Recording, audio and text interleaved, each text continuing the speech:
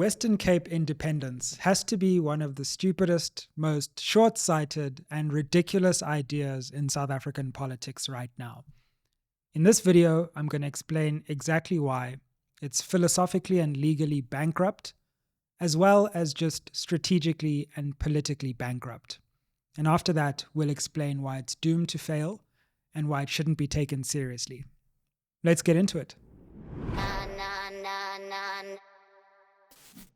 Spread the fire. Welcome back to SMWX. Yes, we're going to have some fun on this episode because really, I'm usually quite conservative and contained in my language. But this Western Cape independence thing is just so far removed from reality and in such a dream world that it really needs to be called out. So in today's episode, I'm number one going to explain why this idea is philosophically and legally laughable. And then I'm going to talk about how it's also just strategically impossible and based on very little political support at all. So let's get started.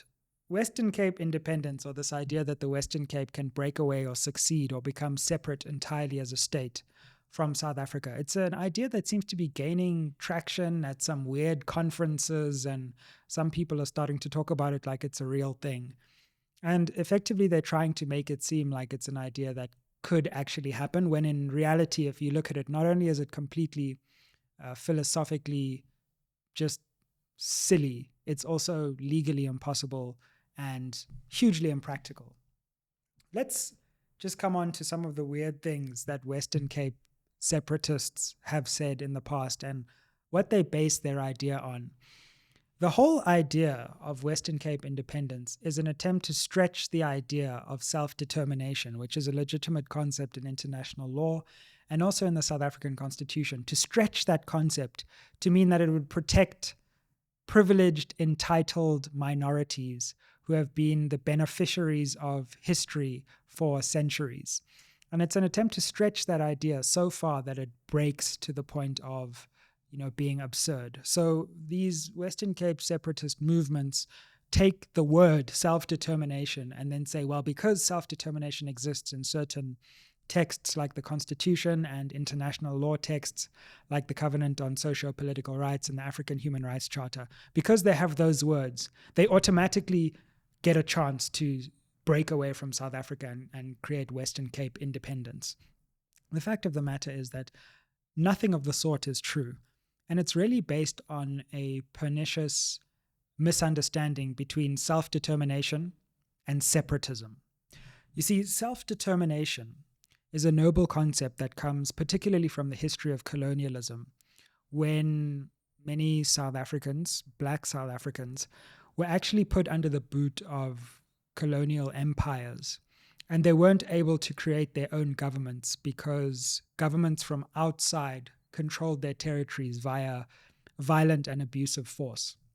And so it became necessary, as the process of decolonization unfolded and ultimately became a key principle of international law, to make sure that people couldn't be controlled by external colonial states and that they would self-govern their own political territory, that they would generate the right to govern themselves rather than to be governed from the outside, usually by an occupying power. So that's really the origin of legitimate self-determination. Now, Cape independence people take this idea because it exists in the Constitution and other international law, and they say, oh, it means we can break away. That's separatism. See, self-determination is based on a legitimate historical claim. It has broad support that has been building up for a long time within a population, and it often has a restorative intent, an intent to regain a lost political autonomy. Separatism is based purely on political motivations. It's when a movement arises not because of some historical tie or some deep form of oppression, but because they're unhappy with policies.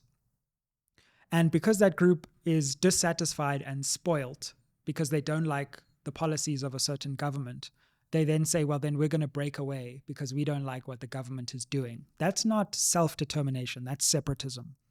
Separatism is when a movement has limited support and they hold the rest of a population over the barrel of a gun by saying that we will break away from this territory even though we're a minority. There is absolutely no political support for Western Cape independence, as I'll go on to show later. It's effectively the attempt of a minority within a minority within a minority to take a loud hailer, which some South African media platforms are falling for, and to pretend as if they have a louder voice than they really do. So it's a minority movement based on political gripes about policy directions. And it's really about self-interest, not self-determination. And we will soon see that in terms of the legal instruments in South Africa, there is absolutely no basis for separatism.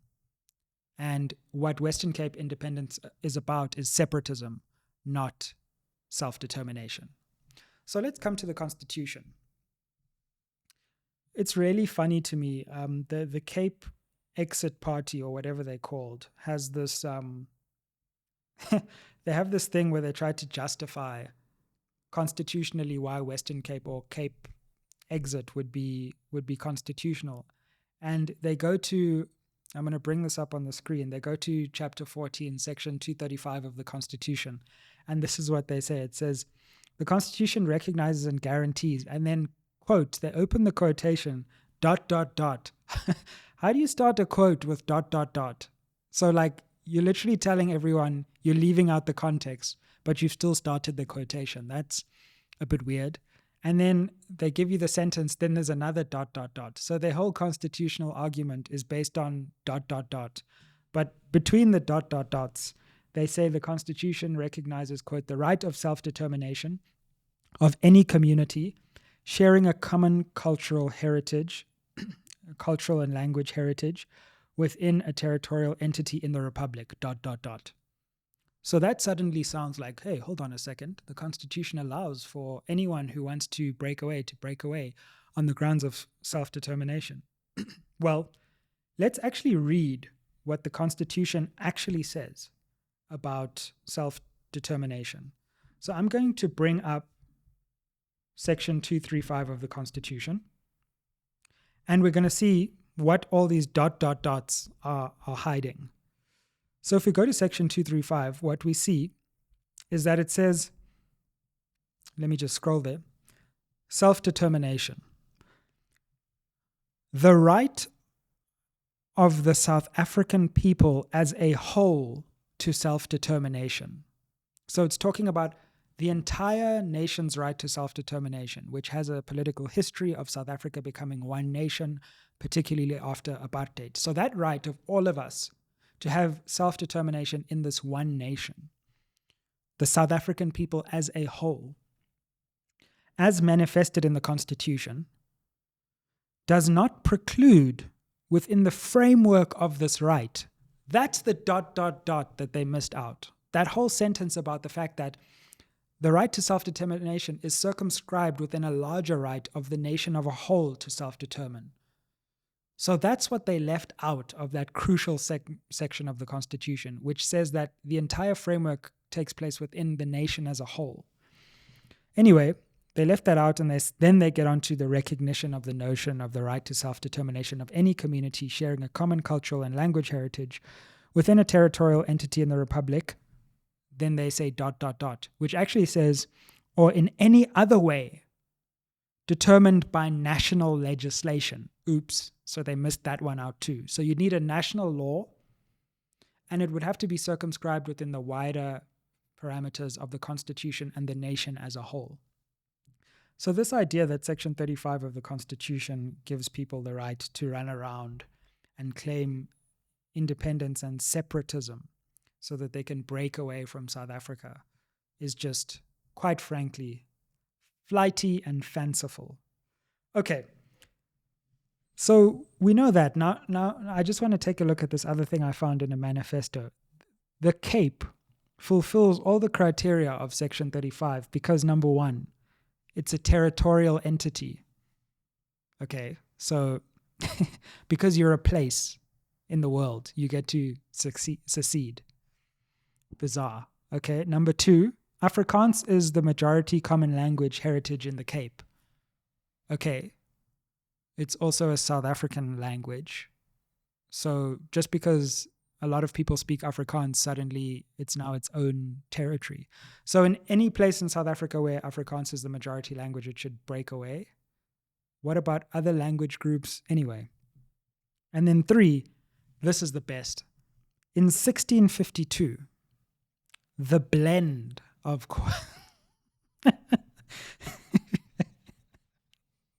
What kind of history is this?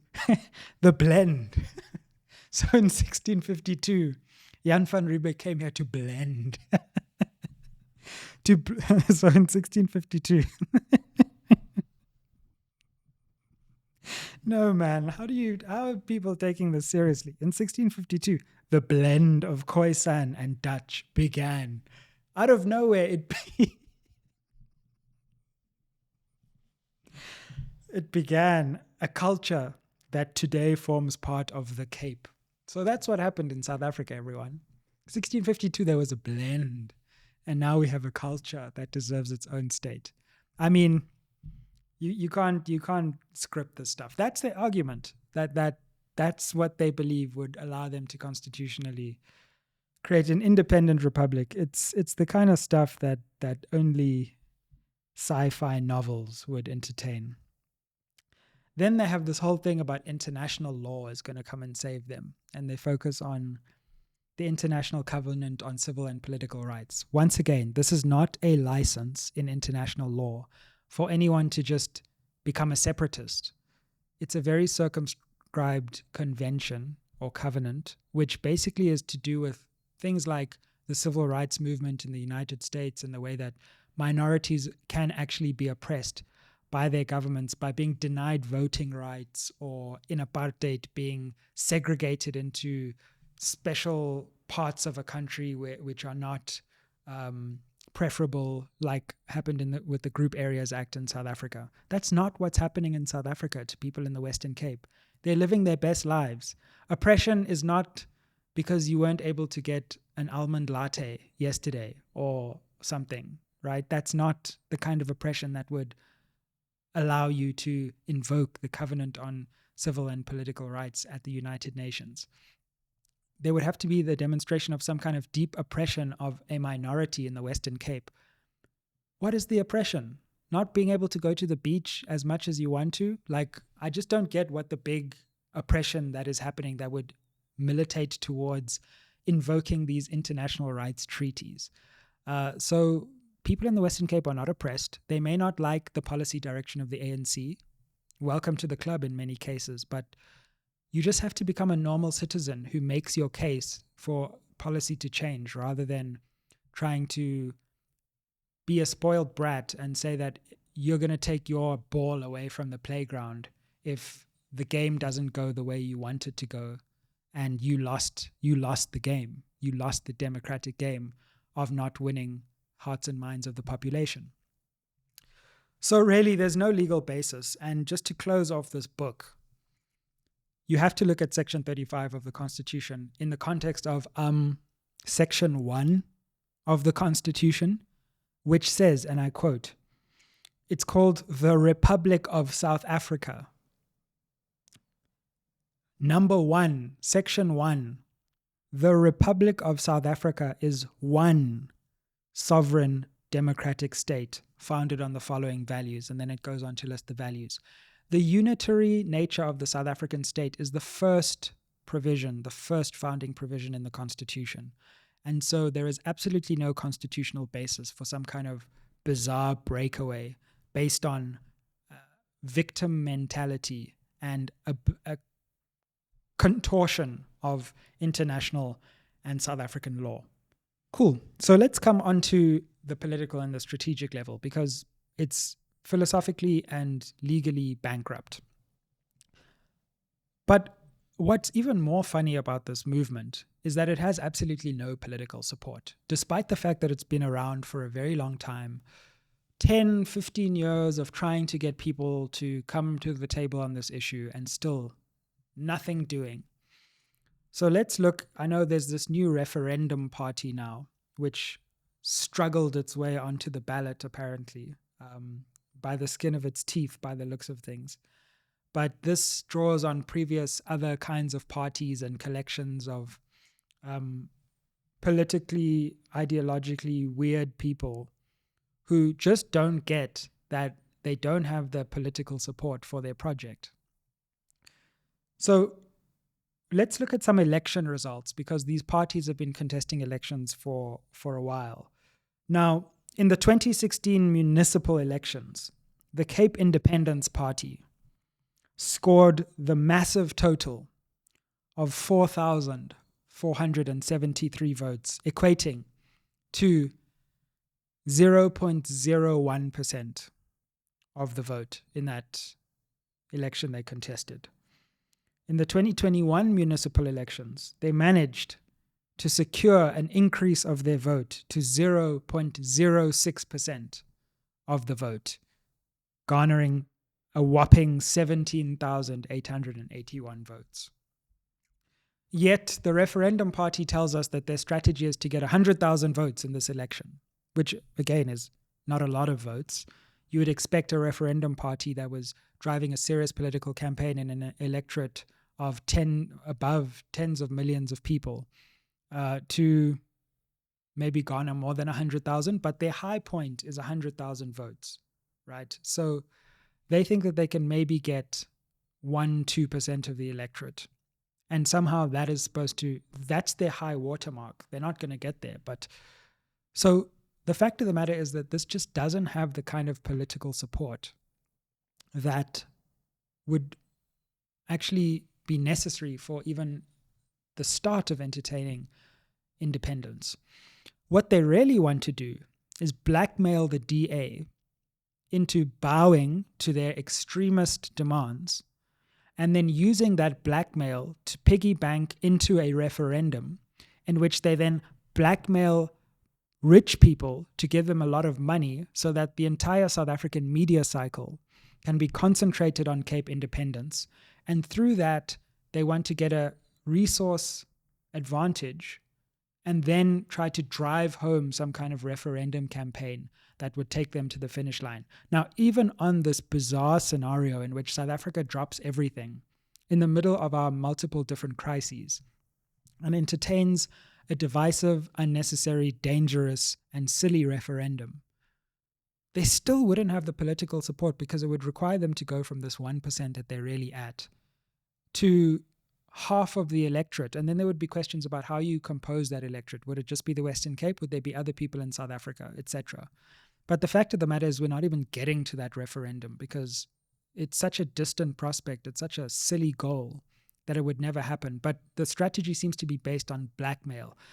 Get into the provincial legislature, and then if the DA is maybe struggling to get 50%, then make a demand to the DA that you'll only give them 50% if they agree to a referendum. And then try to use the media focus on that referendum to try and pull a rabbit out of a hat and get an interesting result, which doesn't seem likely at all on the facts. So it's a blackmail strategy, political blackmail of an extreme proportion. And here's my problem. There's all this talk about radical people and populists. Anytime someone says that wealth needs to be redistributed for fairness in South Africa, anytime someone says that land needs to be redistributed because of the way that land was dispossessed, they get denounced as this radical populist who should just be silenced and is unconstitutional. And then you actually have radical populists talking about breaking the constitution, ripping the Western Cape away from South Africa. And they don't get called radical populists. They get called to conferences to come and talk about their ideas. It's really quite shocking, and it shouldn't really be entertained. But we're having fun today, so I thought I would just explain why I think it's so short-sighted. So really, there's no chance of this ever happening. There's no political support for it on the ground. I'm not even going to get into the racial dimensions of it and the way that it plays into the colonial and apartheid history of the attempt by a minority of the white population. This is not even supported by a majority of white South Africans, but a minority within a minority within a minority, which just can't live in a black majority country and will throw up all kinds of excuses to explain why they don't want to live within a black majority country. It's first, apartheid was tried to put black people in to segregated areas. And then when liberation happened, now the new attempt is to enclave and segregate white South Africans away from the rest of the country. And the fact of the matter is there's just no philosophical, legal, strategic, political, or economic basis for any of this at all. So, the only thing that worries me slightly is that the Democratic Alliance has gone into what's called a devolution working group with some of these bizarre forces, including, I think, the Cape Independence Party and the Referendum Party, or some of their civil society offshoots. And that is rather bizarre, because I don't know why the DA would risk its reputation joining with these extremist radical forces that are intent on wreaking havoc and sowing disunity in South Africa. What is the purpose of this devolution working group? Devolution, sure, is one thing, but why do you include Western Cape separatists in the working group? It just doesn't make any sense to me, and it really tarnishes the image of the DA as a party that has this message of building one united South Africa. And yes, they disagree with ANC policy, but to flirt with Western Cape separatism is a bridge too far, and I think is really bizarre from the DA. Now, of course, Cape separatists and extremists often think that the DA is a big stumbling block, and they also criticize the DA tremendously because it's not calling a referendum. So the DA seems caught between, on the one hand, kind of allowing these groups to gain more of a voice and lending them legitimacy by going into formal working relations with them, but on the other hand, being criticized by them because it's not calling a referendum fast enough. And I think the DA is putting itself into a very difficult corner by trying to speak with both sides of its mouth on this issue. Having said that, today we just tried to review the question of Western Cape independence. I, for one, using the freedom of speech allowed to me in the Constitution, and that's a true constitutional right, denounce this as berserk, denounce this as silly and embarrassing. And I think all those who have attempted to stand on the side of Western Cape independence should really have a look at themselves and be called out for the dangerous, just silly, just misguided and foolhardy way in which they have entertained and proposed this question. And I move, fellow members of SMWX, that we no longer entertain any talk of Western Cape independence because it just doesn't make sense. Aye.